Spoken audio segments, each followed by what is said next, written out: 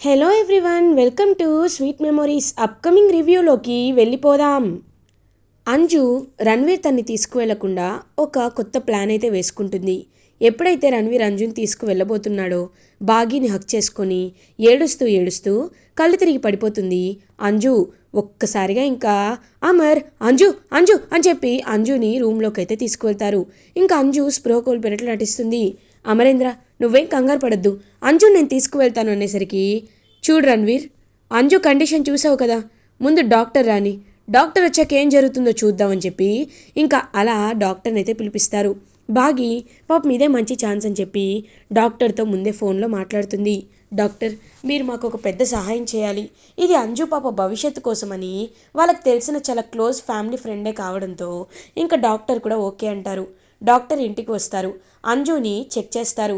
Check చేసి Anju condition కొంచెం మానసికంగా బ్యాలెన్స్డ్గా లేదండి. అంటే ఇప్పుడు తను సడన్గా ఏదైనా స్ట్రెస్కి గురైనా, సడన్గా ఇంటి వాతావరణం మారినా తన మనసు చాలా బాధపడుతుంది. ఆ బాధ వల్ల తనకి ఊపిరి ఆడకపోవడం కానీ, లేకపోతే తన బ్రెయిన్లో నర్వ్స్ అనేవి చాలా డిస్టర్బ్ అవ్వడం కానీ జరుగుతుంది. కాబట్టి ఇంత చిన్న వయసులో తనకు అలాంటి స్ట్రెస్ ఇవ్వడం మంచిది కాదు. మీరు తన్ని తీసుకువెళ్ళాలి అనుకుంటున్నారా అని అడుగుతారు. డాక్టర్, కావాలంటే నేను ఇంకా పెద్ద పెద్ద వాళ్ళకి అక్కడ చూపిస్తాను అని అంటాడు రణ్వీర్. లేదు సార్, పాప ప్రశాంతత కంటే ఇప్పుడు ఎవరికైనా ఏది ఎక్కువ కాదు. కాబట్టి నా మాట వినండి. పాపకి ఒక నెల రోజుల తర్వాత మీరు తీసుకువెళ్ళండి.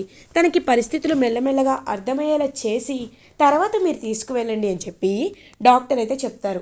లేకపోతే అంజు ప్రాణానికే ప్రమాదం అని చెప్తారు. ఇంకా అమర్ రణ్వీర్తో, విన్నావు కదా రణ్వీర్, పాప ప్రాణానికే ప్రమాదం, కాబట్టి నా మాట విను. నువ్వు అంజుని ఒక 1 మంత్ తర్వాత తీసుకువెళ్ళు. ఈలోపు నేను అంజుకి అన్ని విధాలా నచ్చ చెప్తానని చెప్పి ఇంకా అలా అక్కడి నుండి వెళ్ళిపోతాడనమాట అమర్. రణ్వీర్ తన ప్లాన్ ఫ్లాప్ అయినందుకు చాలా ఇరిటేటింగ్గా ఫీల్ అవుతాడు. మనోహరి ఇది కావాలనే నాటకాలు వేస్తుందా, అయినా డాక్టర్ ఎందుకు అబద్ధం చెప్తాడులే అని చెప్పి అక్కడి నుండి వెళ్ళిపోతుంది. ఇంకా అలా వెళ్ళగానే అంజు కళ్ళు తెరుస్తుంది. బాగి వైపు చూస్తుంది.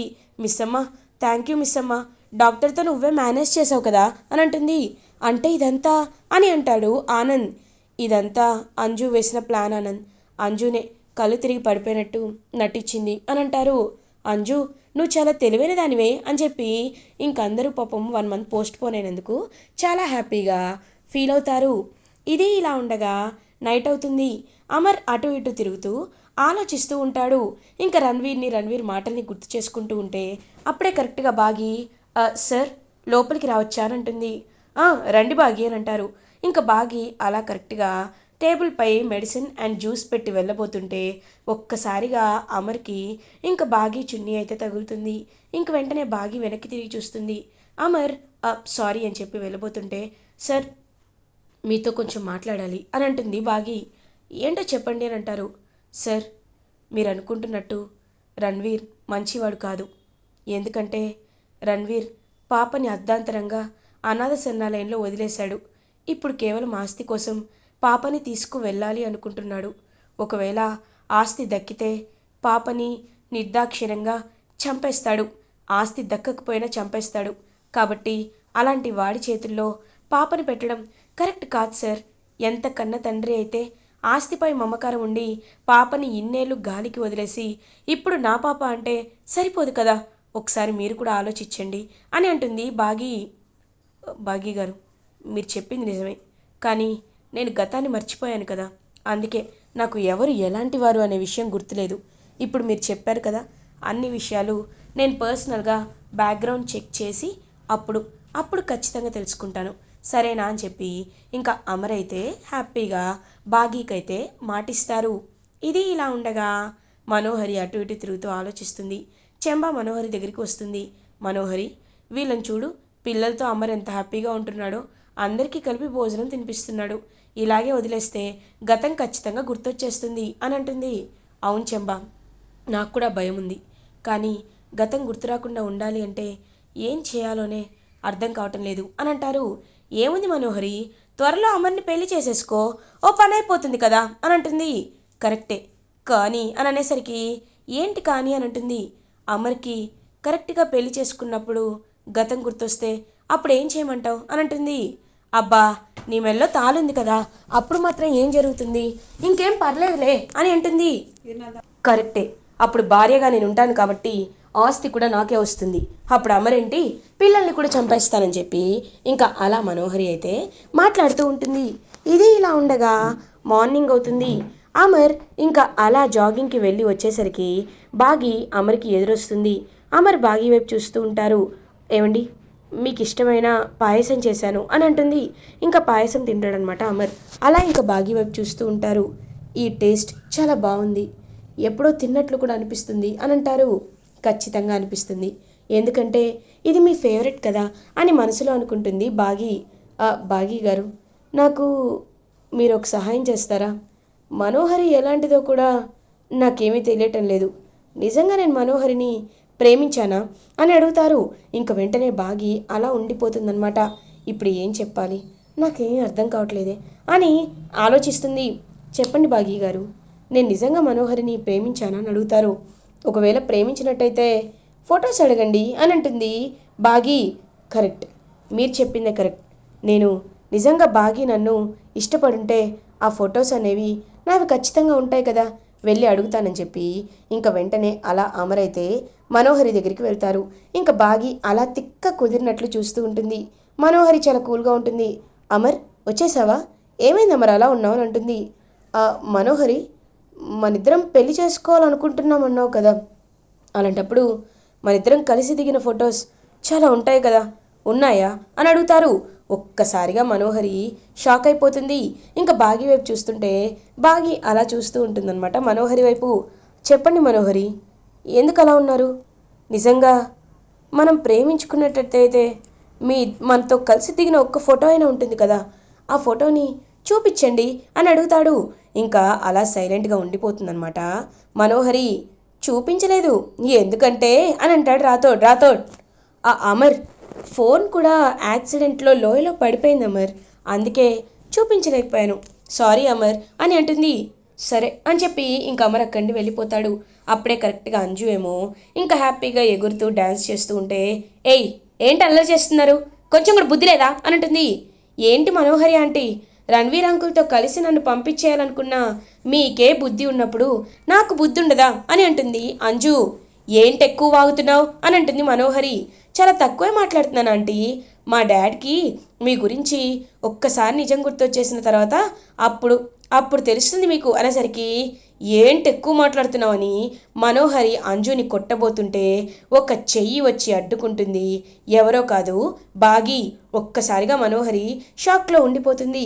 వెంటనే ఇంకా బాగి అయితే మనోహరి చెయ్యి పట్టుకొని దించి మళ్ళీ తిరిగి మనోహరి చెంపపై కొడుతుంది. ఒక్కసారిగా అలా షాక్లో ఉండిపోతుంది మనోహరి. ఏయ్ ఏం చేస్తున్నావు అని అంటుంది.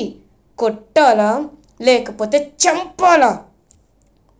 పిల్లలపైన నువ్వు చూపించే కోపం ఈ విషయం ఆయనకు తెలిసిందనుకో, నిన్ను ఇంట్లో నుండి ఇప్పుడే ఇప్పుడే గెంటేస్తాడు అని గట్టిగా అంటారు. ఇంకా వెంటనే అలా ఆలోచనలో పడుతుంది మనోహరి. అప్పుడే అమర్ వచ్చి, మనోహరి ఏం చేస్తున్నావు అని అడుగుతారు. అమర్, ఇదిగో ఈ బాగి చొరవ తీసుకొని అంజుని కొట్టబోతుంటే వద్దని చెప్పాను. Shut up, just shut up. ఏం జరిగిందో నేను చూడలేదనుకుంటున్నావా? నువ్వు కొట్టబోయి బాగి అడ్డుకుంటే బాగి కొట్టబోయింది అంటావా? ఇంత అబద్ధాలు ఎందుకు ఆడుతున్నావు మనోహరి అని అడుగుతారు. ఇంకా పిల్లలందరికీ హ్యాపీగా ఫీల్ అవుతారనమాట. ఇంకా ఒక్కసారిగా మనోహరి షాక్లో ఉండిపోతుంది. పిల్లలపై ఇంకొకసారి చేయి ఎత్తితే ఏం జరుగుతుందో నేను చెప్పను మనోహరి, చేసి చూపిస్తాను. ఎంత పెళ్లి చేసుకోబోతున్న వాళ్ళమైతే మాత్రం నువ్వు ఇలా బిహేవ్ చేస్తుంటే నేను చూస్తూ ఊరుకోను, మైండ్ ఇట్ అని చెప్పి అక్కడి నుండి వెళ్ళిపోతారనమాట అమర్. మనోహరి లాభం లేదు, అమర్ పూర్తిగా నా చేయి దాటిపోతున్నాడు, అమర్ని ఎలా అయినా పెళ్లి చేసుకోవాలి అని చెప్పి ఫిక్స్ అవుతుంది మనోహరి. ఇది ఇలా ఉండగా ఎర్లీ మార్నింగ్ అవుతుంది. అమర్ ఒక్కసారిగా ఇంకా తన గతంలో ఉన్న జ్ఞాపకాలన్నీ గుర్తుకు వస్తూ ఉంటాయి. ఒక పెద్ద గాలి అనేది వస్తుంది. ఇంకా గాలి వల్ల అమర్ అయితే ఒక్కసారిగా సడన్గా లేచి చూస్తూ ఉంటాడు. చూసేసరికి చుట్టూ ఎవరు కనబడరు. అమర్కి చాలా భయంగా అనిపిస్తుంది. ఏంటి, నాకు నాకు ఎవరో కనబడుతున్నారు, నాకేంటి బాగీ మొహం కనబడుతుంది అని చెప్పి అమర్ ఇంకా అలా చూస్తూ ఉంటే కరెక్ట్గా బాగీకి ఎందుకో అనిపిస్తుందనమాట, అమర్కి ఏదో జరిగినట్లు. ఇంకా వెంటనే అలా బాగీ అయితే వస్తుంది. వచ్చి చూస్తూ ఉంటుంది. ఏమండి, ఏమైంది, ఎందుకు అలా ఉన్నారు అని అడుగుతుంది. ఏం లేదు, ఏదో చిన్న డిస్టర్బెన్స్గా అనిపించింది, అందుకే నాకు అర్థం కావట్లేదు అని అంటారు అమర్. ఏం పర్లేదు, నేను ఇక్కడే ఉంటాను కదా, మీ నిద్రపోండి నిద్రపోండి అని చెప్పి ఇంకా బాగీ అయితే అమర్ని నిద్రపుచ్చుతుంది. అమర్ అలా బాగీ వైపు చూస్తూ ఉంటారు. ఇంకా వెంటనే అలా బాగీ అని అంటారు. ఒక్కసారిగా బాగీకైతే షాక్లో ఉండిపోతుంది. అమర్ వైపే చూస్తూ ఉండిపోతుంది బాగీ. ఇంకా బాగీ, బాగీ, నేను గతాన్ని మర్చిపోయానని నువ్వు అనుకుంటున్నావు కదా, కానీ నాకు గతం గుర్తుంది బాగీ, గుర్తుంది అని అంటారు అమర్. ఒక్కసారిగా బాగీ అయితే ఇంకా అలా షాక్లో ఉంటుంది. ఏమండి, మీరు చెప్పింది నిజమా, మీకు నిజంగా గతం గుర్తుందా అని అడుగుతుంది. అవును బాగీ, నాకు గతం గుర్తుంది, కాబట్టే నేను నీకు ఒక ముఖ్యమైన విషయాన్ని చెప్పాలి అనుకుంటున్నాను. అది ఏంటి అంటే, మనోహరి ఎంత రాక్షసంగా కుట్ర చేసిందో చూసావు కదా, అందుకే అలాంటి మనోహరిని నేను ఎలా అయినా అంతమొందించాలని తన్నోటితోనే అన్నీ తెలిసి తన్ని అష్ట దిగ్బంధనం చేసి అప్పుడే తన్ని జైలుకి పంపించాలి అని నేను చాలా అంటే చాలా గట్టిగా ఫిక్స్ అయ్యాను. అందుకే ఈ విషయాన్ని ఎవ్వరితో చెప్పలేదు. మన ప్రాణమైన మీకేమీ కాకూడదనే ఇదంతా చేశాను బాగి అని అంటారు అమర్. ఏవండి, మరి మరి ఆ రణ్వీర్ అంజున్ తీసుకువెళ్తుంటే అని అంటుంది. నాకంతా తెలుసు బాగి, అంతా తెలుసు, కానీ ఏం చేస్తాను, నేను ఏ సిచ్యువేషన్ చేయలేను కదా, వాడితో నిజం చెప్పలేను కదా. కానీ అంజు, నువ్వు తెలివైన డెసిషన్ తీసుకున్నారు, నేను చాలా హ్యాపీగా ఫీల్ అవుతున్నాను, అందుకే రేపు నిజాన్ని చెప్పేయాలనుకుంటున్నాను అని చెప్పి ఇంకా అలా అమర్ అయితే కిందకి వస్తారు. ఇది ఇలా ఉండగా మార్నింగ్ అవుతుంది. మనోహరి హ్యాపీగా కూర్చుంటే రణ్వీర్ కూడా ఇంటికి వస్తాడు. అంజుతో రోజు మాట్లాడుతూ ఉంటే ఫ్రీ అవుతున్నా కదా అని చెప్పి ఇంకా అలా రణ్వీర్ ఇంటికి రాగానే, మనోహరి, నువ్వు నన్ను పెళ్లి చేసుకుంటానని, నేను నీకు కాబోయే భర్తనని నాకు నువ్వు చాలా పెద్ద అబద్ధాలు చెప్పావు, కానీ అవన్నీ అబద్ధాలే అని నిరూపించడానికి సాక్ష్యాలు నా దగ్గర ఉన్నాయి, కావాలంటే చూడు ఈ మ్యారేజ్ సర్టిఫికేట్. కాబట్టి నువ్వు ఎలా అయినా ఇప్పుడు రణ్వీర్తో వెళ్ళాల్సిందే, రణ్వీర్కి నీకు పెళ్ళి అయిపోయింది కదా, అలాంటప్పుడు నువ్వు ఎందుకు నన్ను పెళ్లి చేసుకుంటానన్నావు అని అడుగుతారు అమర్. ఒక్కసారిగా మ్యారేజ్ సర్టిఫికేట్ చూసి మనోహరి షాక్ అయిపోతుంది. ఇంకా అలా రణ్వీర్ చూస్తూ ఉండిపోతాడు. అమర్ అది షటప్ మనోహరి, షటప్, ఇంకా నువ్వేమీ మాట్లాడద్దు. చూడు, నీకు రణ్వీర్కి ముందే పెళ్ళైపోయింది కాబట్టి నేను చెప్పేది చాలా జాగ్రత్తగా విను. మీరు ఇక్కడ ఉండకూడదు, మీరు వెళ్ళిపోవాలి అని అంటారు. ఒక్కసారిగా ఇంకా మనోహరి, అది కాదు అమర్, నేను ఒక్కసారి చెప్తాను మనోహరి, రెండుసార్లు చెప్పను, నువ్వు నీ భర్తతోనే కలిసి వెళ్ళిపోవాలనేసరికి ఇంకా రణ్వీర్ అలా చూస్తూ ఉంటాడు. రణ్వీర్తో ముందే మాట్లాడుతుందనమాట బాగి. చూడు రణ్వీర్, మా ఆయనకు గతం గుర్తొస్తే నిన్ను వెతుక్కుంటూ వచ్చి మరీ చంపేస్తాడు. నీకు నీ ప్రాణాలు ముఖ్యమా, లేకపోతే నీ ఆస్తి ముఖ్యమో తెలుసుకో. సరే, ఆస్తి కోసం అంజు కావాలి అనుకుంటున్నావు, కానీ అంజునే అవసరం లేదు. ఫర్ ఎగ్జాంపుల్, మనోహరి నువ్వు బలవంతంగా తీసుకువెళ్ళిపోయావనుకో, మనోహరి నువ్వు భార్యాభర్తలుగా హ్యాపీగా కోల్కతాలో మీ జీవితాన్ని సాగించవచ్చు. అప్పుడు మీకు ఒక పాపో బాబో పుట్టారనుకో, వాళ్ళ ఆస్తికి వారసులు అవుతారు. అంతేకాని ఇంకా నువ్వు ఆయన చుట్టూ తిరిగి అంజుని తీసుకువెళ్తానని టైం వేస్ట్ చేసుకోవద్దు అని చాలా గట్టిగా చెప్తుంది బాగి. ఇంకా బాగా అర్థం చేసుకుంటాడనమాట రణ్వీర్. ఈ విషయాన్ని మాట్లాడాలా, మాట్లాడకూడదా, ఇప్పుడు ఏం చేయాలి అని ఆలోచనలో పడుతున్నప్పుడే అమర్ కూడా ఈ విషయాన్ని బయటపెట్టడంతో ఒక్కసారిగా ఇంకా షాక్లో ఉండిపోతుందనమాట మనోహరి. మనోహరి రా అని చెప్పి రణ్వీర్ మనోహరిని ఇంట్లో నుండి చేయి పట్టుకొని తీసుకువెళ్ళిపోతూ ఉంటాడు. ఇంకా అలా రణ్వీర్ అండ్ మనోహరి వెళ్ళిపోతారు. ప్రాబ్లం అయితే సాల్వ్ అయితే అయిపోతుంది. ఇంకా ఫ్యామిలీ మెంబర్స్ అందరూ చాలా అంటే చాలా హ్యాపీగా ఫీల్ అవుతారు. అంజు వెంటనే అమర్ దగ్గరికి వచ్చి, డాడీ మీరు అని అనేలోపు, అంజు నాకంతా తెలుసు, నాకు గతం గుర్తుంది, మీరందరూ నా పిల్లలు అనే విషయం కూడా నాకు గుర్తుంది, మీరేమీ కంగారు పడాల్సిన అవసరం లేదు అని అమర్ ఎంతో హ్యాపీగా చెప్తారు. ఇంకా అలా పాపం ఎంతో హ్యాపీగా అమర్ అయితే అందరినీ హక్ చేసుకునేసరికి పిల్లలందరూ కూడా ఎంతో హ్యాపీగా ఫీల్ అవుతారు. అలా మనోహరి ప్రాబ్లం అయితే సాల్వ్ అయితే అయిపోతుంది.